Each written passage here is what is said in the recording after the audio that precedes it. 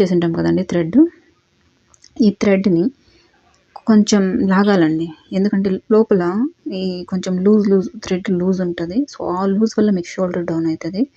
So ఈ థ్రెడ్ని ఇలా పట్టుకొని ఇక్కడ మనం నెక్ షేప్ సెంటర్లో పెట్టుకొని ఇలా కొంచెం లాగామంటే లోపల లూజ్లో ఉన్న ఆ థ్రెడ్ అంతా బయటకు వచ్చేస్తుందండి. సో అప్పుడు మీకు ఇక్కడ స్టిఫ్గా ఉంటుంది, పైపింగ్ లూజ్ రాదు. సో చూడండి ఇలా లాక్కోవాలి. అంతేనండి. మీకు ఇలా చేయడం వల్ల నెక్ షేప్ అవుట్ అంతా ఏమవ్వదండి. ఇంకా చాలా నీట్‌గా వస్తుంది. నెక్ షేప్ చాలా నీట్‌గా కూర్చుంటది. సో ఇలా మనం చూడండి ఎంతుందో మనకి లోపల థ్రెడ్ అనేది. ఆ థ్రెడ్ అంతా లూజ్ అవుతుందండి. మనకి షోల్డర్ డౌన్ కావడానికి కారణమవుతుంది అది లూజ్‌గా ఉంటే.